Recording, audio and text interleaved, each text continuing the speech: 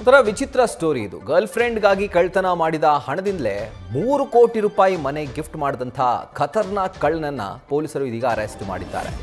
ತನ್ನ ಮನೆಗೆ ಲೋನ್ ಕಟ್ಟದೇ ಇದ್ರೂ ಕೂಡ ಗರ್ಲ್ ಫ್ರೆಂಡ್ಗೆ 3 ಕೋಟಿ ಬೆಲೆ ಬಾಳುವಂಥ ಮನೆಯನ್ನ ಗಿಫ್ಟ್ ಕೊಟ್ಟಿದ್ದಾನೆ.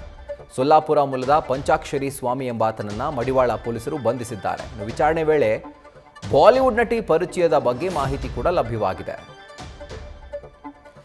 ಒಂದು ರೀತಿ ವಿಚಿತ್ರ ಪಂಚಾಕ್ಷರಿ ಪುರಾಣ ಅಂತ ಹೇಳ್ಬೋದು ಈ ಒಂದು ಸ್ಟೋರಿ. ಯಾಕೆ ಅಂತಂದ್ರೆ ಆರೋಪಿ ಪಂಚಾಕ್ಷರಿ ಸ್ವಾಮಿ ಅವರ ತಂದೆ ರೈಲ್ವೆಲ್ ಕೆಲಸ ಇದ್ರೂ ಕೂಡ ತಂದೆ ಸಾವಿನ ಬಳಿಕ ಪಂಚಾಕ್ಷರಿ ಅವರ ತಾಯಿಗೆ ಆ ಕೆಲಸ ಸಿಕ್ಕಿತ್ತು. 2003ರಲ್ಲಿ ಅಪ್ರಾಪ್ತ ಆಗಿದ್ದಾಗಲೇ ಈತ ಕಳ್ತನವನ್ನ ತನ್ನ ಹವ್ಯಾಸ ಮಾಡ್ಕೊಂಡಿದ್ದ.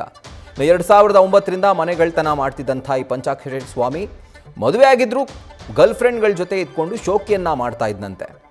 ಅದರ ಜೊತೆಗೆ ಗರ್ಲ್ ಫ್ರೆಂಡ್ಗಾಗಿ 3 ಕೋಟಿ ರೂಪಾಯಿ ಮನೆಯನ್ನ ಗಿಫ್ಟ್ ಆಗಿ ಕೊಟ್ಟಿದ್ದಾನೆ.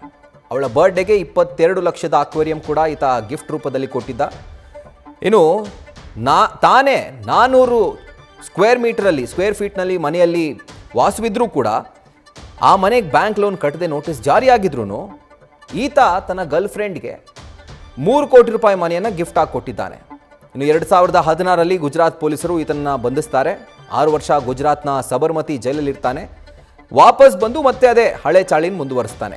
ಈಗ 2024ರಲ್ಲಿ ಜೈಲಲ್ಲಿ ರಿಲೀಸ್ ಆದಮೇಲೆ ಮತ್ತೆ ತನ್ನ ಚಾಳಿಯನ್ನು ಬೆಂಗಳೂರಿನಲ್ಲಿ ಮುಂದುವರಿಸಿದ್ದಾನೆ. ನ್ಯೂಸ್ ಫಸ್ಟ್ ನಿರ್ಭೀತಿಯಿಂದ ನಿಮ್ಮ ಪರವಾಗಿ.